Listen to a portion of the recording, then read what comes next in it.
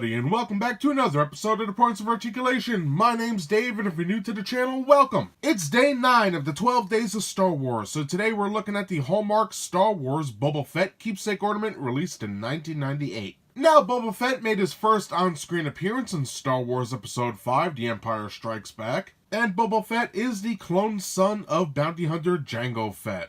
And just like his father before him, Boba Fett is a bounty hunter, and probably the most well-known and liked in the entire Star Wars series as of right now. So getting back to the ornament, Boba Fett stands at 4.5 inches tall, which is actually really nice. And you guys should know the drill by now. We're going to take a look at the box, the mold, the paint, hang this baby from a tree, and then we'll be done. So let's get moving. Alright, quickly taking a look at the box, we have our Hallmark Keepsake Ornament logo. Beautiful shot of our ornament.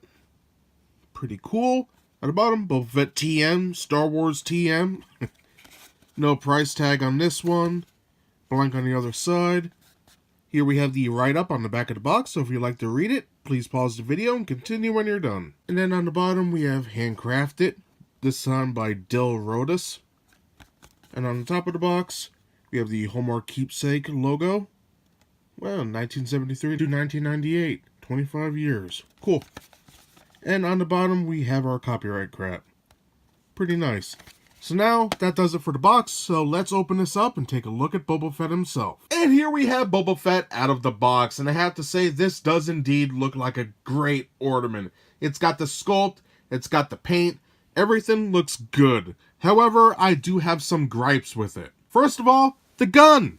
What is it? Where'd it come from? I had no clue. Everybody knows Boba Fett uses the EE3 blaster, and this is not it. So I had to do research. And what I found was several, I don't know if I should call them production shots or concept images, but they were photographs taken of different characters with different weapons, and I guess how light reacted to their armor and clothing and how they would photograph and film. And in those images, Boba Fett did indeed have this particular blaster. So the fact that the guy who sculpted this used that, that's kind of neat because it makes it a piece of history. Another concept armor, if you will. So okay, I could buy the gun. So besides the gun, moving on to my second little gripe here. The Mandalorian symbol is upside down. What are you gonna do? But here's the third and most important gripe I have. The sculpt. What is he doing? Is he about to sit? Is he about to crouch? Why is his arm so close to his body and holding his upper leg? I don't get it. Like, is his jetpack supposed to go off? Then why isn't there flames? I don't know. And if anybody understands this little pose here, let me know in the comments below. But even in the concept images I've seen, I didn't see him technically in a pose like this. Perhaps I missed it, I don't know. So that's enough of me ranting and raving. Let's start looking at this ornament. Like in all my reviews, I will go over all the major sections of the figure, and then we'll get nice and close to see all the fine details this baby has to offer. So let's get started! First of all, on his helmet, we have the targeting rangefinder, which looks pretty good. I think the helmet came out great. On his chest and shoulders and knees, we have his Mandalorian armor, which I'm a huge fan of Boba Fett's armor. I think it looks great. We have his gauntlets. Now on the right hand side should be ripcords. On the left hand side should be a flame unit, basically a flamethrower. But he does also have other weaponry on his gauntlets, such as blasters. Moving on, we have his belt down here. Looking good with a couple pouches down there. I think that came out great. We have his gun, which we mentioned before. Right here, we have his braided Wookiee scalps. Spooky! On the back, we have his beautiful jetpack, done really well. Ornament loop on the back of his helmet. We have soft goods right here, which looks great. Pretty cool. Then we have his legs, knee pads, little doodads there. And then his boots, which you can see little protrusions coming out. Those are in fact blades. And that's pretty awesome, or spikes if you will.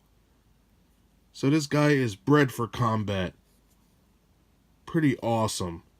So that does it for all the major sections of Boba Fett. So now let's get a closer look. Alright, getting as close as I can, we'll begin with Boba Fett's helmet. We can see the recess for his visor, nice curves over his cheeks, dent down on top of the helmet. It's hard to see, but it is there, right where that silver blotch is. Pretty cool. And the sculpt is actually really nice all the way around the helmet. Pretty sick. Ornament loop. I love the back section here, looking good. Turning the head more. Beautifully done. And we have a metal post leading right up to the rangefinder, which is nice. All in all, a beautiful looking helmet. So now let's take a look at the chest. Now, Boba Fett's armor has tons of things to talk about, so I'm going to try and move quickly. First of all, we have his armor, which goes all the way around his chest and on his back. And I love the way that it's raised up and separated against his underclothing, which is great. Now, this armor is not flat. As you can see, it does have a little texture, a couple recesses, and also a couple dents, which is a great touch. On the shoulders, on the right-hand side, he has 2 raised sections. On the left, 1. I presume the other raised section is supposed to be underneath the soft goods, and we'll take a look at that in 2 seconds. On the back, you can see it's basically just flat and blah, and that continues all the way to the bottom as well. Nothing really to talk about. So with the soft goods, you can see that it is a piece of woven fabric. Pretty strong, it feels like it's durable. Then again, I would not give this to a child who's going to play with it, because as you can see on the sides, you know, if I were to yank these out, it would just start to unravel, and then you'll have a mess on your hands. So handle with care. Now, one thing I did forget to mention was the neck. As you can see under there, it does have a little bit of molding, not much, but the fact that they did that is pretty nice. Now, looking at his shoulders, we can see this nice braided section here. That is, in fact, a Wookiee scalp braided, which is pretty nuts. And then we could also see the strap to his pre-production gun. Now, the gun itself does have some nice molding, and I love the stock here, the barrel. You see some little recess right there. But all in all, a nicely done weapon.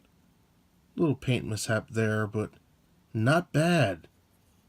Now coming back up to that shoulder, we have his shoulder pad here, nicely done. Coming down, the underclothing has a lot of wrinkles and folds, and it looks great. The way the light hits it. Now if this had a black wash on it, it would be awesome. We have our cord as well, leading to his gauntlet. Now the gauntlet is done nice, does have some paint dabs, some nice molding. Pretty good. And then we have his hand with the circle on the top of the hand right there. Beautiful fingers wrapped around that gun. Nice. Now moving on to his other shoulder, we can see his pad right here. Upside down paint decal, which kind of sucks. But regardless, the detail is still there. You can see tons of wrinkles and folds. Nice hose coming from the top all the way to the gauntlet again. Pretty nice. Detail continues. The gauntlet itself looks great. I wish it had more paint, but it is what it is. Then we have his weird open palm and hand on his thigh. I still don't get it. But regardless, it does look good with some nice detailing and some finger separation. Alright, let me remove the soft goods so we can have a nice look at the belt. We'll begin with the back. We can see the nice strap going across the top. What looks to be some sort of sash that goes all the way around. Looks good regardless, and then 2 pouches. Pretty sick. Now this pouch here is covered by the gauntlet, but it's there. Pretty cool. In the front, you have that weird sash, which is molded quite nicely. And then we have like 12 little pouches here, all molded and looking good. Bottom of the braided Wookiee scalp. Gross. And then we have a nice pouch in the back right here. All in all, pretty awesome. And we also have crotch armor, which acts like a thong and cuts Boba butt right down the crack. And then it comes back up. And then he has a little dent right there, so I guess he got shot in the crotch. What a trooper. But regardless, some nice looking details so far. Moving down to his legs, he has some big pockets here. Beautiful folds and wrinkles. Great stuff. He has his knee pads here. Nicely done, beautifully painted. Little doodads on his calves. And I guess you could say they are in some sort of pockets. So that's cool. And you can see the great sculpt here for the folding of the fabric. Beautifully done. Gotta give the dude credit. He did sculpt the clothing very nicely. Then moving down to his boots. Again, nicely done. I like what was done here. Pretty cool. Nice. And you can see the two little spikes coming out, and that's pretty cool. On the bottom, he does have copyright crap. So Hallmark cards, 1998. So that pretty much does it for all of Boba Fett's sculpts. So now let's take a look at the jetpack before we take a look at the paint. And here we have Boba Fett's backpack, and you can see this piece right here is looking good. Now many people say this is a rocket, but whatever it is, it looks amazing. I think it came out great. I like the paint on here too, a little derpy, but not bad. Coming down to the main section, look at the top here. Love the curves and the mold, and this looks great. And check out the molding on here. Beautifully done. Amazing stuff. I like the bottom as well. Looking good. And then we have the thrusters. Semi-recessed. And then we have the sides right here with a little cross on there. And nice molding on the side with a half hemisphere. Same goes for this side. All in all, great looking jetpack. And that's everything for the mold on Boba Fett. You know, I may have my issues with this ornament, but you know what? It's got a lot of detail on here. So you know what? Let's take a look at the paint now. Alright, taking a look at the paint on Boba Fett, this particular piece has 12 different colors on it, which is actually quite amazing. So let's go through them one by one. First color up is a nice duck egg blue for the main color of his suit, which I think is a great choice. Came out good. On top of that, we do have dark gray for his shoes, or boots if you will. Little doodads in his pockets. And also inside the thrusters of his jetpack. Moving on up, we have green for his armor, his gauntlets, his helmet, and his jetpack. And I think that was a great color choice. It matches pretty well to other action figures and what we saw in the film. On top of that green, we do have some black. Silver, which is scattered throughout all the pads and everything. It looks great. For his helmet, some dark green, glossy black for the visor, maroon, and normal black, and also some silver and gold. Looking good. Now most of the colors transfer over everything else. So the same maroon that's on his helmet is on the back of the jetpack. As we can see here, the silver transfers over as well.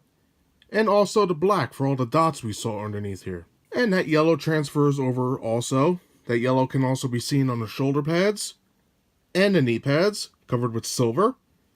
Now the left-hand shoulder pad has the Mandalorian symbol, which is upside down. A shame, but what are you going to do? Now I did mention silver before. We have silver for the hose leading to his gauntlet, which looks good. And also one hose on his right-hand side going to the gauntlet. Pretty sick. We also have some white on his gloves and fingers on both hands. White on his neck. Now, that pretty much does it for the white.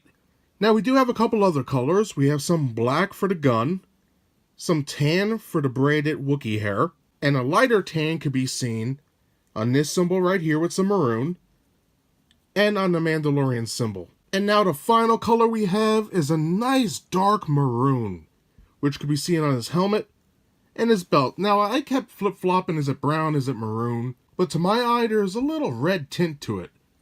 And I'm digging that. I think it came out good. And that maroon is on the back of the helmet as well. And I believe I already covered that on the jetpack. But cool color choices nonetheless. So that does it for the mold and the paint. So now let's hang this guy from a tree, and then we'll be done. Now to hang your Boba Fett ornament, you're going to need an ornament hook like so. Just slide it through the loop. There we go. Pinch the tip so the ornament doesn't fall off. And put your ornament on a tree like so. And just like that, you're good to go. And that's day 9 of the 12 days of Star Wars. Today we looked at the Hallmark Star Wars Boba Fett Keepsake Ornament released in 1998. And for this ornament's size, it measures in at 4.5 inches tall, which is actually pretty nice. Now, I love Boba Fett. He is among my favorite characters of all time in any media.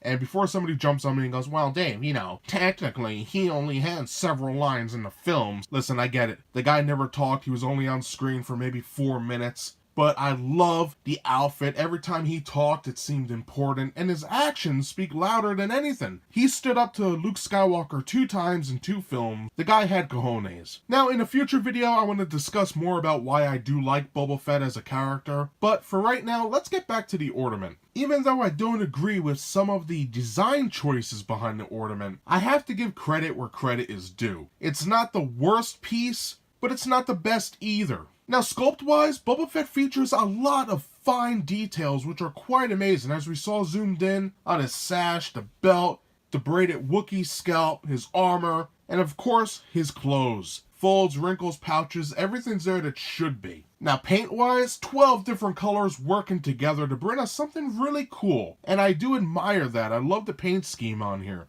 Now, even though I do like the sculpt and I do enjoy the paint, I don't fully agree with the pose he's in. I really don't get it.